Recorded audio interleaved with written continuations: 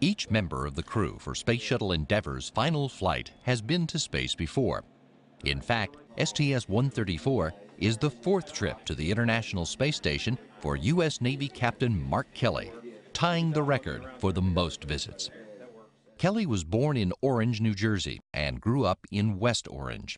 As a young boy watching the Apollo moon landings, he thought about becoming an astronaut, but as he got older, it seemed out of the question.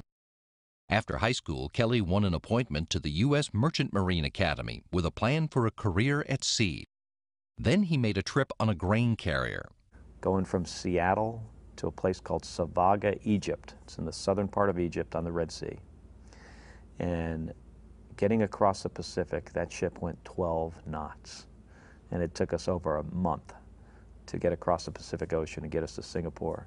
And I thought, boy, this is way too slow. So that's when I started thinking about flying airplanes in the Navy. When he finished his bachelor's degrees in marine engineering and marine transportation at the Academy, Kelly took his commission and went to the Navy Flight School. He made 2 deployments during Operation Desert Storm and flew 39 combat missions. Earned a Master of Science in Aeronautical Engineering at the Navy Postgraduate School, and then went to the Navy Test Pilot School, where the astronaut bug bit him again.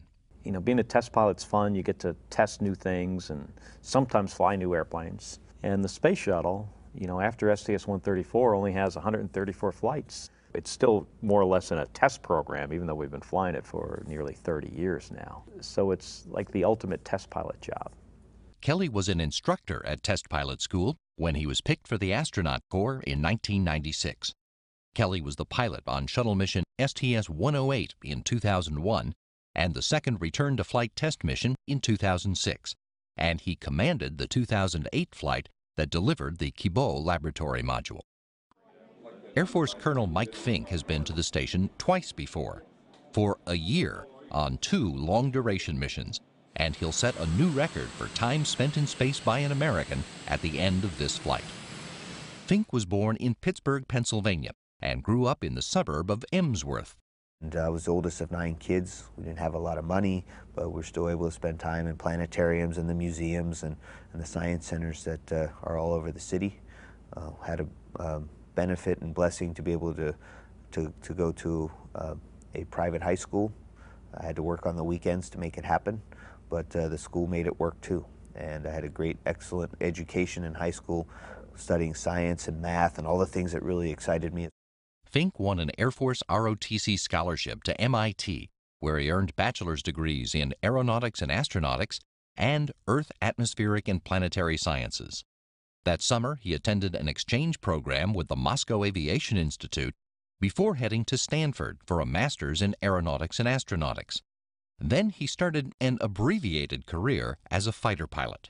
And it turns out after 6 or 7 months, the Air Force and I both agreed that I wasn't going to be the God's gift to aviation that I thought I was going to be, and I wasn't destined to become a fighter pilot, so I washed out of pilot training. Fink found his niche as an engineer and then a flight test engineer, attending the Air Force Test Pilot School and serving at posts in Southern California and later in Japan. But he never gave up his childhood dream. When I was 3 years old, I remember watching people walk on the moon. And I knew right then and there that's something I wanted to do. Fink was selected as an astronaut in 1996. He spent 6 months as flight engineer on the International Space Station's Expedition 9 in 2004 and performed 4 spacewalks. Then another 6 months as commander of Expedition 18 and performed 2 more EVAs. One of his crewmates from that flight is with him again on this one. Dr. Greg Shematoff was born in Montreal, Canada, and had a father he describes as a space fanatic. Shematoff remembers watching Star Trek as a little boy and being intrigued.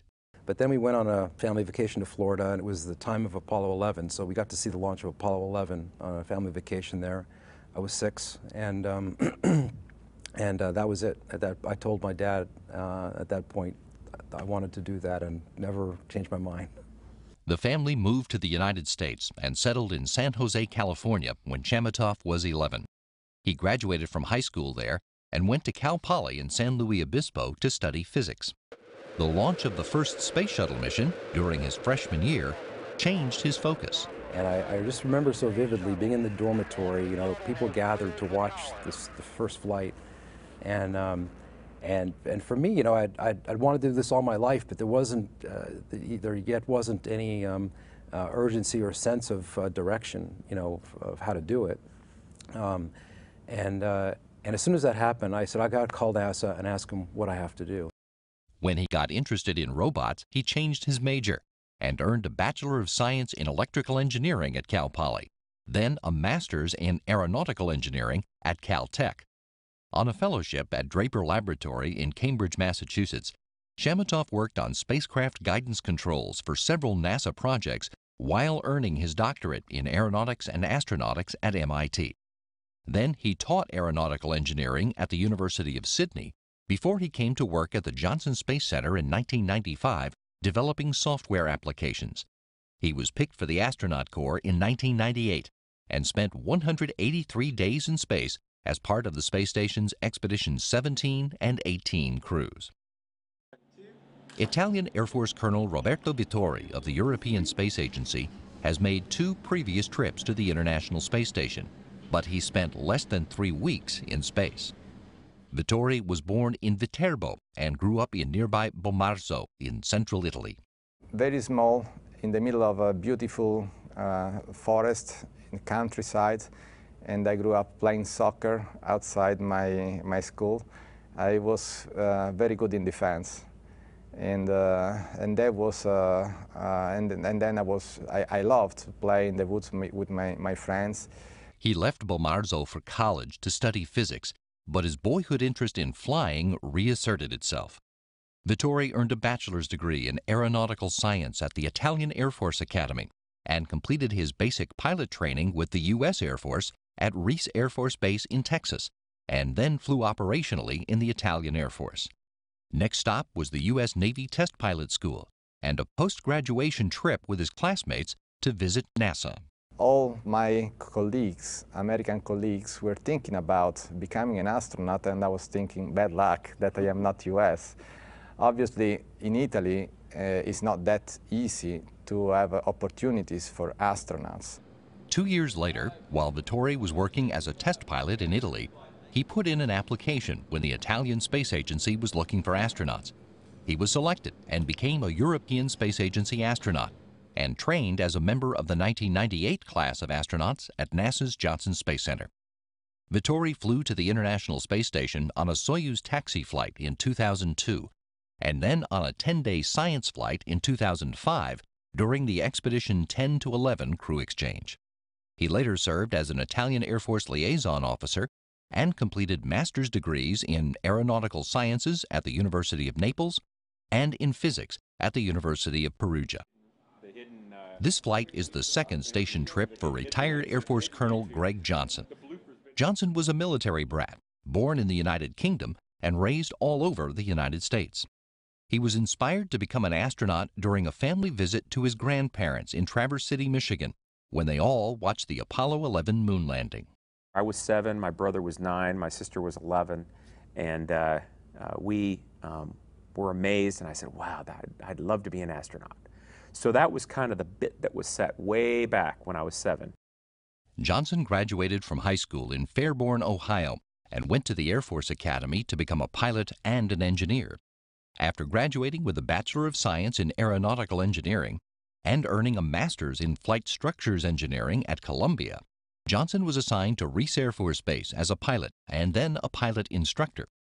He flew combat missions in Operations Desert Storm and Southern Watch before attending the Air Force Test Pilot School, which rejuvenated the engineer in him and made him think about his childhood dream of becoming an astronaut. I'm flying really cool stuff, and they like to hire test pilots because each shuttle mission really is a test flight. And so went ahead and threw my name in the hat. Johnson was selected by NASA in 1998, earned an MBA from the University of Texas at Austin in 2005, and piloted the 2008 shuttle flight that delivered the first components of Japan's Kibo laboratory complex. Dr. Drew Feustel's first spaceflight got him nowhere near the International Space Station, but he got up close to something that none of his crewmates has ever seen before. Feustel was born and raised in Lake Orion, Michigan, north of Detroit. You have fond memories of summer and winter. You know, I think winters were quite enjoyable. We used to do a lot of snowmobiling and snow skiing, and in the summers we spent our time water skiing. And being a suburb of Detroit, Motor City, I became interested in automobiles at an early age. Feustel raced motorcycles and go-karts as a boy, and he had cars in mind after high school when he went to Oakland Community College, Specializing in geology with a minor in industrial design. So you could say I was pursuing two careers, one as a scientist, one as an automotive designer. while working as an automotive restoration mechanic. After he finished his associate's degree, he went to Purdue for a bachelor's in solid earth sciences and a master's in geophysics, and was the team kart driver for his fraternity. And then he earned a PhD in geological sciences at Queen's University in Kingston, Ontario. He worked as a geophysicist in Canada and then for ExxonMobil Exploration in Houston before he was picked as an astronaut in 2000. Feustel completed 3 spacewalks during the final servicing mission to the Hubble Space Telescope in 2009. I think for humans it's always been about what's out there, are we alone, could we be the only ones in this infinite universe? And I think the only way we're going to find out is if we keep pushing the boundary and trying to get out there, and this is just the beginning.